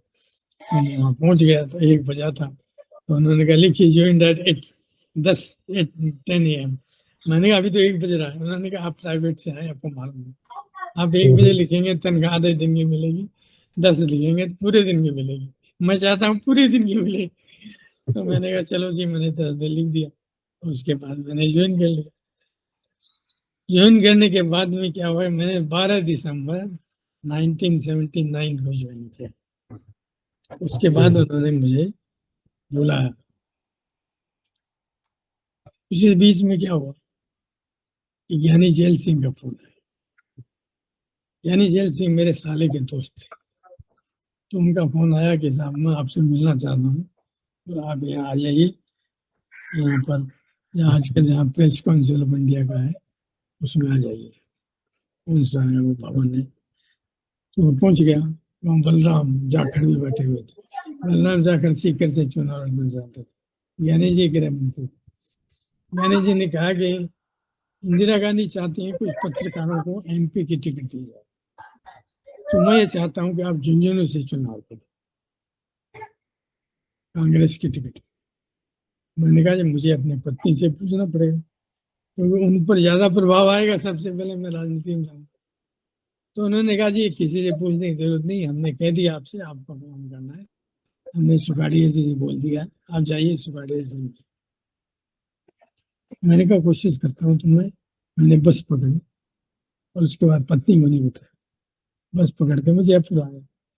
जयपुर आके सुखाड़िया जी कोठी पर आया, सुखाड़िया जी को मैंने अपना कार्ड भेजा। सुखाड़िया जी देखा, देख करके उनके पास 40-50 लोग गिरे हुए थे टिकट चाहने वाले। तो उन्होंने कहा कि एक आए हमारे पत्रकार आए जिनसे बात करनी है, आप लोग जाओ। तो मुझे कहा कि देखिए कि यहाँ का जयपुर से जो आखिरी हवाई जहाज जाता है दिल्ली, वो 4 बजे जाता है। तो अब ऐसा है कि हमने आपका नाम सर्वसम्मति से पास कर दिया है, ज्ञानी जी से बात। और अब आप ऐसा करिए कि हमारे जो प्रदेश कांग्रेस अध्यक्ष है रामकिशोर व्यास, वो हमारे वित्त मंत्री भी है, आप उनसे मिलिए। अगर उन्होंने वो चिट्ठी नहीं भेजी तो आपको हो जाएगा। मैं पहुंच जाएगा, व्यास जी की कोठी पहुंच गया। व्यास जी के पास उस समय शीश राम ओला बैठे, तो व्यास जी को मैंने कार्ड भेजा। व्यास जी ने ओला जी से कहा, ओला जी थोड़ी देर आप बाहर बैठे, ये पत्रकार आए, मैं इनसे बात कर। मुझे उन्होंने कहा जी हमने 4 बजे तक वेट किया, उसके बाद हमारे जो हवाई जहाज निकल रहा था, तो हमने सेकंड नंबर पर ओला जी का नाम था, तो हमने ओला जी का नाम रिकमेंड कर दिया। ओला जी की तकदीर थी, ओला जी का हो गया, मैं तो बस से आया। उसके बाद में ओला जी चुने गए। ओला जी जो है स्टील मंत्री बने। अब उनका बेटा जो है वो चल रहा, वो लड़ाई लड़ रहा। चलिए, तो जीवन में राजयोग जो था आता है, टकराते रहे। उसके बाद में आया, मैंने ज्ञानी जी से कहा, ज्ञानी जी ने कहा कि ऐसे मामलों में हवाई जहाज से जाया जाता है, आप हमें बताते, हम आपकी टिकट बुक करवाते, आप जानबूझ करके गड़बड़ कर रहे थे, आपकी इच्छा नहीं थी, आपने करे थे। मैंने अपनी पत्नी से बात की, उन्होंने कहा हमें राजनीति में नहीं जाना चाहिए, हमने शिक्षक का जीवन पकड़ा है, तो हमें शिक्षक में रहना चाहिए। हम लोगों के जीवन में बदलाव ला सकते हैं, ये काम हमें करना चाहिए कि ये सब भ्रष्टाचार का आरोप से झेलने के लिए। कल आप खड़े होंगे, आपके बाहर लगा होगा कि ये साहब इसने ये भ्रष्टाचार किया, इसने ये यहाँ पैसा खाया, यहाँ लड़की चढ़ी, यहाँ क्यों चक्कर में पड़े। तो मैंने कहा चलिए होगा भाई जो राम अच्छी रखा, इससे बदले तो जा नहीं सकते। तो जीवन जो है अजी बताओ चढ़ा, लेकिन बड़ा स्मूथ, बड़ा आनंद से, बिना पैसे की कमी रही। ये मेरी जो रेखा है यहाँ से यहाँ तक बिल्कुल सीधी है, इसमें कहीं कोई मोड़ जोड़ नहीं है, इसलिए बिल्कुल सीधा लोगों का प्रेम मिलता रहा। अब तुम्हारी जान पहचान 40 साल से ऊपर का, लेकिन आज भी हम लोगों का स्नेह जो बना हुआ। रमेश जैन थे। तो सर 79 में आपने आईआईएमसी ज्वाइन किया? हाँ, और आईआईएमसी ज्वाइन किया। जी आईआईएमसी ज्वाइन किया। वहां जाकर के मैंने 3 डायरेक्टर हटवाए और 1 डायरेक्टर अपॉइंट करा। जी, तो हटवाने के पीछे कोई कारण क्या, मतलब वो? हाँ, वो कारण बताते हैं, बड़े मजेदार कारण। हाँ, ये है कि मैंने ज्वाइन करने के बाद में प्रस्ताव देने शुरू किए, तो जो हमारा डायरेक्टर का बीए था वो मेरे पास आया, कह रहा ये क्या कर रहे हैं। मैंने कहा क्यों, क्या हो गया? ये जो है आईएमसी, वो जो इंडियन इंफॉर्मेशन सर्विस के जो सीनियर ऑफिसर्स हैं वो रिटायरमेंट के पास होते हैं, तो उनके लिए विश्रांति स्थल है, उनको भेज दिया जाता है कि वो यहाँ आराम करें। और आपने यहाँ तूफान मचा दिया, ये करूंगा ये करूंगा ये करूंगा, आपने 20 प्रस्ताव भेज दिए। मैंने कहा देखो ऐसा है कि मैं एक मिशन लेकर आया, मुझे ये अंग्रेजी का जो गढ़ है इसका दरवाजा, यहाँ कौन आ रहा है, यहाँ जो है वसंत विहार और ग्रेटर कैलाश के जो जो सेंट स्टीफन के हिंदू के बच्चे हैं वो आ रहे। मुझे जो है ये देखना है कि जहांगीरपुरी के, मंगोलपुरी के, सुल्तानपुरी के बच्चे या बिहार, राजस्थान, मध्य प्रदेश के गांव के बच्चे कब, मुझे उनके लिए दरवाजा खोलना है। नौकरी तो मैं लिख करके भी कमा लूंगा, और मुझे उसकी भी चिंता नहीं। मेरे इस समय भी मेरे ससुराल की 400 करोड़ रुपए की संपत्ति गाजीपुर में पड़ी हुई है, और मुझसे खरीदने के लिए कौन आया था? भारत का सबसे बड़ा डॉन मुख्तार अंसारी। और मैंने जमीन बेची। मैंने 2 कॉलोनियां बनाई है, एक गाजीपुर में बनाई, और जिसमें मैंने एक प्लाट जो है जम्मू कश्मीर के जो गवर्नर है मनोज, उनको दिया है, मनोज सिन्हा को। और उसके बाद में मैंने बनाई पत्रकारों के लिए कॉलोनी रोहिणी, और वहां मैंने अपने एक ईंट नहीं रखी। मैंने कहा मैं बड़ा डिफरेंट किस्म का हूं, नहीं तो मुझे पैसे की चिंता है, मेरी पत्नी कमा रही है, मुझे तो खाने पीने को मैं क्या चाहिए। मैं तो बहुत सख्त हूँ, न मैं दारू पीता हूँ, न मैं अंडा खाता हूँ, न मांस पीता हूँ। मैं तो खाता हूँ क्या हूँ, पालक खाता हूँ, आंवला खाता हूँ, मूली खाता हूँ, गाजर खाता हूँ। तो मुझे कोई खतरा ही नहीं। खतरा उनको है जिनकी लग्जरीज लाइफ है, मुझे है ही नहीं। मैं तो ट्यूशन करके पढ़ा हूँ। मैंने तो 8वीं पास करके अपने घर वालों से कह दिया आपसे पैसा नहीं लूंगा। मेरे भाई ले रहे थे, मैं नहीं लेता। तो मैं बड़ा डिफरेंट किस्म में तो अपना खुद बना हुआ हूँ, मुझे कंपनी। और मैं तो लिखने पढ़ना शुरू करूंगा, हिंदी में लिखूंगा, अंग्रेजी में लिखूंगा, तो मेरा काम चल जाएगा। तो इसलिए मैं क्यों कि डरूं। तो फिर बाद में मैंने छोड़ दिया। मार्च में शारदा प्रसाद जी ने मुझे बुलाया, कहा doctor Javed, you have been a wonderful contribution to this institute. मैं आपसे कुछ शेयर करना चाहता हूँ। मैंने कहा बताइए। कि कल आप अखबार से पढ़ेंगे, रेडियो से सुनेंगे। मैं नहीं चाहता, क्योंकि मैं आपकी बहुत इज्जत करता हूँ। तो मैं चाहता हूँ कि आपको एक न्यूज़ बताऊँ। भाई कि कल मैं इंदिरा गांधी का मीडिया एडवाइजर बनने जा रहा हूँ। इंदिरा जी का बहुत दबाव है मुझ पर कि आप आना है। मैं नहीं चाहता था कि मैं शांति से करा। मतलब उस आदमी ने इंस्टीट्यूट को, जो हमारे एक गवर्नमेंट ऑफिस था, उसको एक टीचिंग एंड रिसर्च इंस्टीट्यूट बना दिया। उसमें विजन था हाउ टू बिल्ड इंस्टीट्यूट। तो मैं चाहता हूँ कि आप मेरे कलीग हैं, आपको अखबार से सूचना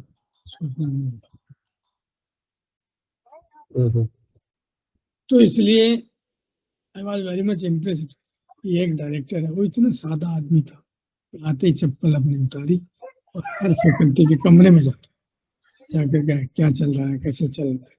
मतलब इतना अफेक्शनेट, और इतना ऐसा बोलता था ऐसा जैसे कोई झरना बह रहा है, अंग्रेजी बदलना देखो। और हमेशा क्लास में तैयार होकर जाता, ऐसा नहीं कि ऐसे ही बोल दिया मनमाना टाइम वेस्ट कर दिया। तो मतलब ये वाज वंडरफुल पर्सन। तो उसके बाद ऐसे आदमी के साथ काम करना भी आपको एक मौका मिलता है सीखने का। तो उनके साथ काम। बाद में हमारे जो आकाशवाणी की टेलीविजन के दिल्ली के डायरेक्टर थे नंदलाल चावला हुआ। चावला जी से मैंने कहा कि चावला जी, मैं ये जो पाठ्यक्रम चला रहा हूँ, उसमें जो छात्र आते हैं उनको रीडिंग मटेरियल मिलना चाहिए कि वो पढ़ें बाद में घर में जाकर।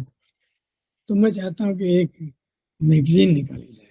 हम लोग कम्युनिकेटर निकाल रहे हैं, हम एक हिंदी में एक पत्रिका। तो उन्होंने कहा जी फंड नहीं। मैंने कहा कोई बात नहीं। तो मैंने क्या किया कि parliamentary committee on official language, उसके चेयरमैन थे चिरंजी लाल शर्मा, करनाल के MP थे। मैंने उनको फोन किया, मैं आपसे मिलना चाहता हूँ। उनसे मिला। मैंने कहा जी ऐसा है कि आप हिंदी का काम देख रहे हैं, एक मैं आपसे एक उदाहरण लेके आया हूँ। ये हमारा इंस्टीट्यूट है, मिनिस्ट्री ऑफ इंफॉर्मेशन ब्रॉडकास्टिंग में है। वो अंग्रेजी की पत्रिका निकाल रहे हैं। मैंने एक प्रस्ताव दिया अंग्रेजी के साथ हिंदी की निकाला गया। तो उन्होंने कहा फंड नहीं। फंड नहीं, हिंदी के लिए फंड नहीं, क्या मजाक है। पैसा हम दे रहे हैं उनको, फंड है नहीं। चलिए उनको बुलाते हैं। तो उन्होंने एक नोटिस भेज दिया। चावला जी को नोटिस आ गया कि साहब ये पार्लियामेंट्री कमेटी के सामने अपीयर होना। उन्होंने मुझे कहा जी डॉक्टर जावेद आप मेरे साथ चलिए, कोई सवाल जवाब करना हो तो मैं नहीं देती बताए। तो उस दिन क्या हुआ कि भारत का विमान, कनिष्क विमान कनाडा में मोहम्मद ले गया था। तो वो चहक चहक के बता रहे थे, बड़ा उत्साह में। वहां जाके बैठे तो 25 लोकसभा के MP एक तरफ, 25 राज्यसभा हैं, सब बीच में चूहे की तरह। मैं बैठा दिया बिल्लियों के बीच में। सामने बैठे हुए थे चिरंजी लाल जी। उन्होंने कहा जी आपका परिचय, तो उन्होंने कहा जी नंदलाल चावला। चावला जी आप कोई पत्रिका निकालते हैं? तो हाँ जी निकालते हैं। क्या नाम है? कम्युनिकेटर। तो हिंदी में निकालते हैं? कहते नहीं जी। मैंने सुना आपके पास फंड नहीं है। चावला जी ऐसा है, नौकरी आप नहीं ढूंढ लीजिए कल से, आज आपका आखिरी दिन है नौकरी का। अरे हम आपको पैसा दे रहे हैं, हम पास करते हैं आपकी तनख्वाह, और हमें संविधान का रक्षा करनी है। संविधान में लिखा हुआ है राजभाषा को बढ़ाओ, राजभाषा को आगे बढ़ाने की जिम्मेदारी हमारी है, और आप कहते हैं हमारे लिए फंड नहीं। तो ऐसा तो नहीं चलेगा। चावला जी तब चेहरा ही उतर गया बेचारे का, बुढ़ापे में कहा नौकरी ढूंढेंगे।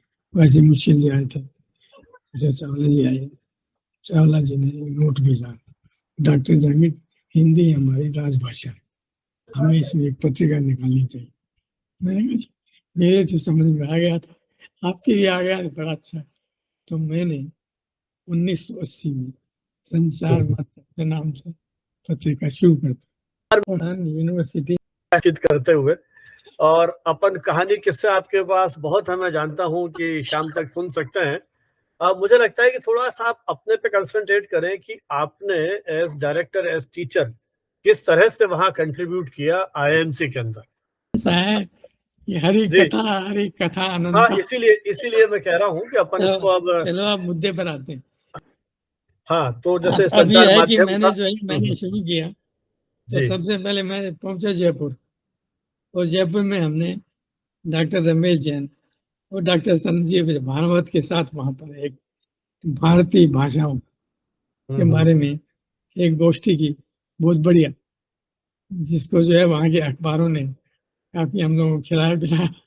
बड़ी शानदार गोष्ठी रही। हमारा उद्देश्य ये था कि भारतीय भाषा में मीडिया की शिक्षा, इस पर फोकस किया जाए उस गोष्ठी के द्वारा। हमारा उद्देश्य था, गोष्ठी का विषय भी ये था, भारतीय भाषा में मीडिया शिक्षा। उसके बाद मैंने ये देखा कि जिस काम के लिए मैं आया हूँ शुरू करना चाहिए, तो मैंने उन विषयों को छांटा जो हिंदी पत्रकारिता में उपेक्षित थे। जैसे मैंने देखा कि सारा जो है हमारा अखबार का सारा फोकस क्या है, वो महानगर केंद्रित हो, और खासतौर से भारतीय भाषाओं में कस्बे और गांव वो गायब है। तो मैंने एक नया सोचा क्या किया जाए, तो मैंने एक ग्रामोन्मुख पत्रकारिता शुरू की। उसका उद्देश्य ये था कि गांव में सड़क आ रही है तो असर क्या पड़ा, बिजली आ रही है असर क्या पड़ा, नल आ रहा है असर क्या पड़ा, पंचायत भवन बन रहा है, स्कूल बन रहा है, क्या असर, वो सारा का सारा आना चाहिए, रिफ्लेक्ट होना चाहिए अखबारों में, जिससे और गांव को प्रेरणा मिले। तो मैंने वो शुरू की एक विषय। फिर मैंने छांटा खेल पत्रकारिता। खेल का एक पूरा पेज होता है, लेकिन अंग्रेजी के जो लिखते हैं खेल में, वो उनकी पकड़ है खेल के बारे में। कोई हॉकी जानता है, अच्छी तरह जानता है, कोई क्रिकेट जानता है, कोई बेसबॉल, और नए नए क्षेत्र उभर रहे हैं। तो हिंदी का जो पत्रकार है उसको उसकी जानकारी होनी चाहिए, क्राफ्ट क्या है उसके बारे में, तभी तो लिखेगा। तो इसलिए मैंने खेल पत्रकारिता का एक कोर्स चलाया। उसके बाद मैंने सोचा कि शिक्षा बहुत बढ़ रही है, और शिक्षा में नई नई चीजें, नई टेक्नोलॉजी, नए टूल्स, नए विचार, तो शैक्षिक पत्रकारिता, ये जो मुझे लगा कि राजस्थान में जो ये चल रही है, ये जो हमारे ओम ओम थानवी के फादर जो शिविरा निकालते, शिवरतन थानवी, जी जी शिवरतन थानवी से मेरा परिचय हुआ, और मैंने कहा शिविरा जैसा जो पत्रिका है और भी भारतीय भाषाओं में आनी चाहिए। तो उन वैसे सर, शैक्षिक पत्रकारिता पे एनसीईआरटी ने पूरी एक श्रृंखला चलाई थी करीब 10-12 वर्षों तक, और उसकी पहली शुरुआत हमारे विभाग से की थी उन्होंने जयपुर से 84 में, यदि मुझे सही याद है, जिस समय एसएन खोसला जी और वो थे आशीष सिन्हा जो दूरदर्शन में न्यूज रीडर थे। तो शैक्षिक पत्रकारिता में एनसीईआरटी का भी बहुत बड़ा कंट्रीब्यूशन रहा है। उनको तो दिया हुआ है, काम दिया हुआ है। हाँ हाँ, उस समय लोग काफी किया, और ऐसा फिर आपने मैंने मैंने पाठ्यक्रम संचालित किया। हाँ, मैंने 1982 में शुरू किया था, आप लोगों ने जी चला। जी उसके बाद मैंने जो तीसरा विषय चुना वो था कि ये जो नाटक है, जी। उसकी समीक्षा है, लोग ऐसे लिख देते हैं जी ये नहीं, लाइट ठीक नहीं थी, वो थी। एक इसकी विधिवत जानकारी होनी चाहिए।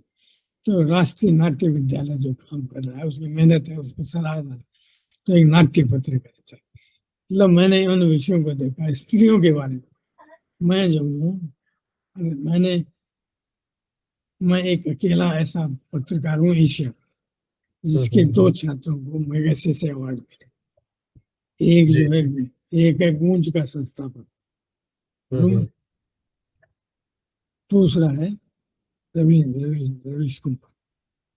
उसके बाद में सबसे ज्यादा मुसलमान पत्रकार मैंने तैयार किए, सबसे ज्यादा एससी मैंने तैयार किए, सबसे ज्यादा एसटी मैंने तैयार, सबसे ज्यादा महिला पत्रकार मैंने तैयार किए, और सबसे ज्यादा भाषाओं में गया। हिंदी में गया, अंग्रेजी पढ़ाई, उर्दू पढ़ाई, मराठी पढ़ाई, गुजराती पढ़ाई, उड़िया पढ़ाई। और मैंने उनसे कहा कि मैं अपनी भाषा लादने नहीं, मैंने जो उड़िया में पाठ्यक्रम किया, मैंने उसकी जो टाइम टेबल था उड़िया में जारी किया, उसकी जो मैंने विज्ञापन दिया उड़िया में दिया, मैंने जो प्रैक्टिकल कराए उड़िया में कराए। गुजरात में गया तो मैंने गुजराती में कराई है। तो भाषा के प्रति मैं बहुत आग्रही हूँ। मैं जब मराठवाड़ा में मराठी पत्रकारिता काम करने गया, तो वहाँ के वाइस चांसलर थे जस्टिस कांगड़ा, मुंबई हाईकोर्ट से रिटायर्ड थे। उन्होंने कहा कि आप मुझे उद्घाटन में बुलाएंगे? मैंने कहा बिल्कुल नहीं बुलाऊंगा। अरे मैं आपका जो खाना खिला रहा हूँ, आप मुझे नहीं बुलाएंगे। मैंने कहा आपने मराठी पत्रकारिता के लिए क्या किया? भैया आप वकील थे पहले, अंग्रेजी में दलील देते थे, जज बने अंग्रेजी में देते थे, तो इसलिए आप बताइए। मैं उस पत्रकार को ढूंढने गया हूँ जिसने फटी बनियान पहन करके और फटी धोती पहन करके मराठी पत्रकारिता को जलाए रखा है। मैं उसको ढूंढने आया। जब मैं गुजराती में गया तो मैं कभी राजनेता को बुलाता ही नहीं था। राजनेता क्या, आज वो भेड़ पालन देख रहा है, कल एटॉमिक एनर्जी देख रहा है, वो दोनों ही नहीं जानता। तो गधे हैं, उनको क्या करना बुलाने। तो वहां भी मैंने उस आदमी को बुलाया जो गुजराती का सबसे वरिष्ठ पत्रकार था, और वो जो था उस समय वर्धा में राष्ट्रमाता समिति में। जब मैंने उड़िया में गया, उड़ीसा में गया, तो वह नंदिनी सरस्वती ने मुझे चाय बना के पिलाई। कह रहे मैं पहली उड़िया की सूचना प्रधानमंत्री रही हूँ, आप मुझे बुलाएंगे ना? मैंने कहा बिल्कुल नहीं बुलाएंगे। जी। अरे तुमने उड़िया पत्रकारिता के लिए किया? तो मैंने बुलाया प्रजातंत्र के संस्थापक हरे कृष्ण मेहताब को, जो वहाँ के अध्यक्ष थे, और समापन के लिए मैंने बुलाया राधा कृष्ण दत्त को, जो वहां पर जो है दूसरा अखबार समाज के संपादक थे। तो मैं इन सब से बहुत चिढ़ता था, राजनेताओं से। मैं उनको कभी घास नहीं डालता था, क्योंकि मुझे जो है, फक्कड़ आदमी, मुझे वैसे डर नहीं लगता। तो मैंने उनको चलिए बोला। जी, चलिए सर, अब अपना अंतिम सवाल करते हैं कि आपने बहुत काम किया और बहुत ही निर्भीकता से आपने अपने अधिकारों के लिए और ये जो कोर्सेस थे इनके लिए संघर्ष भी किया। मैंने अधिकारों के लिए नहीं, मैंने उन अब आदमियों को जिनकी आवाज नहीं थी। हाँ, हाँ, मेरा वही मतलब है कि वो जो जो आपके विद्यार्थी हों, चाहे जानते हैं। आप। हाँ। और मेरा जो तरीका होता था, मेरा बड़ा डिफरेंट होता था। जी, आज जो एनडीटीवी का जो मुखिया बना हुआ है, मुखिया बना हुआ है ना, मनोरंजन भारती, मेरे पास आया, कहने लगा मुझे भर्ती करेंगे? मैंने कहा बिल्कुल नहीं करेंगे, एक शर्त है। कहना बोलो। मैंने कहा पुरानी दिल्ली स्टेशन के सामने दिल्ली पब्लिक लाइब्रेरी है, रात को वहां की पटरी पर सो सकते हो? कहता हाँ जी सो जाऊंगा। मैंने कहा सो। रात को 9 बजे हो गया, सोया। दूसरे दिन मेरा रिपोर्ट आया, मैंने अखबार में छपाया, दिल्ली रात की पटरी पर क्या हुआ। आम आदमी की जिंदगी में झांकना है, पत्रकार को अंतिम आदमी का आंसू देखना है, ये आंसू क्यों है। वो राजनेता नहीं देखेगा, वो जी, तो मंच जी। पर मंच पर चढ़ा हुआ है, वो तो हाथ हिलाएगा, पीछे हवाई हेलीकॉप्टर में बैठेगा और चल देगा। वो पत्रकार ही जी। देखेगा हाँ, तो जिसको। जिस तरह से आपने अपने विद्यार्थियों में वो जो आपने शायद आज़ादी के पहले बहुत बचपन में महसूस किया, फिर आपने जो देखा, जैसा आपने बताया कि आसपास का परिवेश था, उन मूल्यों को आपने कोशिश की अपने विद्यार्थियों के अंदर किसी तरह से उनके संस्कार को हम डालें, और आज आप जीवन के जो आपने बताया कि 39 का आपका बर्थ है, लगभग 85 वर्ष से आप इस पूरे बदलाव को देख रहे हैं। अब क्या लगता है आपको आज इस मोड़ पे कि हम किस तरह की जो हमारी पीढ़ी आ रही है पत्रकारों की, वो किस तरह से अपने काम को करे और वो अपने आप को सफल, सार्थक और जिन मूल्यों के लिए आपने संघर्ष किया उनके साथ जुड़ने के लिए क्या अपेक्षाएं उनसे आप करते हैं? जी देखो ऐसा है, पत्रकारिता बहुत संकट में है जी भारत में। पूरा मीडिया जो है वो जिस तरह से चारों तरफ से आग होती है ना, आग के बीच में कारण क्या है? स्वामित्व का ढांचा। पुराने जमाने में जो लोग थे, जैसे मान लीजिए बिरला का अखबार था, मुझे कभी बिरला जी ने नहीं कहा या संपादक से नहीं कहा कि आपको ये करना है, लेकिन आज के आदमी को उसने जो घोटाले किए उसको बचाना है, और वो तभी बचा सकता है। उसको डर लगता है कि खटखट ईडी तो नहीं करने जा रहा है, सीबीआई तो नहीं करने जा रहा है। इतने पाप उन्होंने कर लिए हैं और उनके पास मालिकाना हक है।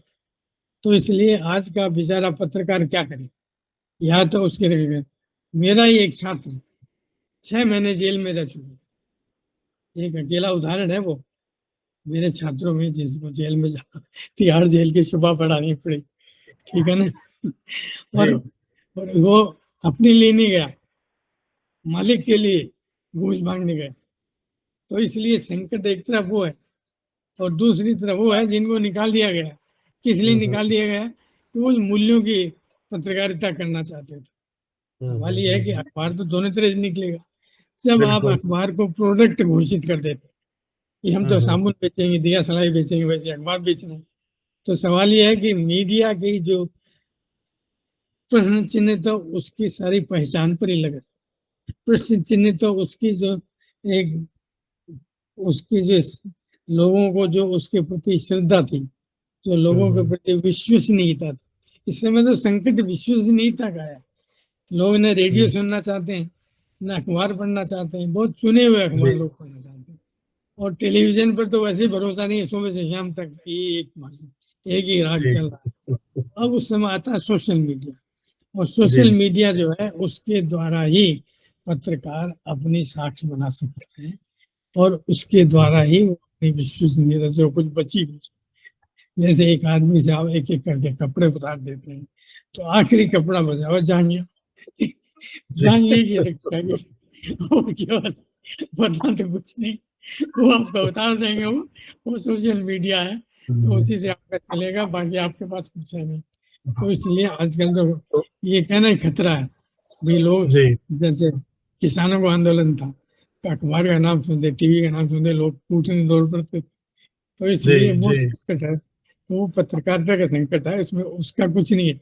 वो तो नौकरी करनी है उसको तो, लेकिन ये है कि फिर भी कोई तरीका तो ढूंढना ही पड़ेगा उसको। तो रोटी तो कमानी है, बच्चों को तो पेट पालना है, वो करना पड़ेगा। चलिए, आपसे इस बातचीत से हम उम्मीद करते हैं कि जो भी हमारे पत्रकार मित्र और मीडिया के जो विद्यार्थी हैं, सुनकर के कहीं वो प्रयास करें कि नहीं, हम मुझे मुझे मुझे मुझे खुशी ये है कि मैं जिन मूल्यों की चिंता, जी तो मेरा जो विश्वविद्यालय है राजस्थान विश्वविद्यालय, उसमें जो पत्रकारिता विभाग है उसने भी इनके लिए सतत अपनी तरफ से प्रयास किए हैं। और चाहे रमेश जैन हो, चाहे संजीव भानावत हो, मनोहर प्रभाकर हो, भंवर सुराणा हो, जो भी लोगों ने इसके लिए योगदान दिया है, तो यह हमारे दिल्ली में डॉक्टर श्याम शर्मा है, वो सारे के सारे लोग अब इस बात पर सहमत हैं कि हमें मूल्यगत पत्रकारिता करनी चाहिए। उसकी कीमत तो चुकानी पड़ेगी, उसकी कीमत तो क्योंकि हम जो हैं, हमारा उत्तरदायित्व केवल एक ही है, सत्य की खोज। हम लोग नारद के संतान हैं, हमेशा याद रखना चाहिए। और हमें गाली मिलना निश्चित है, लेकिन अपनी बात कहने से हमें नहीं चूकना है। किसी भी कीमत पे हमें देनी पड़े, हमें उसके लिए तैयार रहना चाहिए। तो मुझे लगता है कि वो सत्य की खोज निरंतर जाती रहनी चाहिए। आपने समय दिया और अपने जीवन के विविध अनुभव हमारे साथ साझा किए। बहुत बहुत धन्यवाद।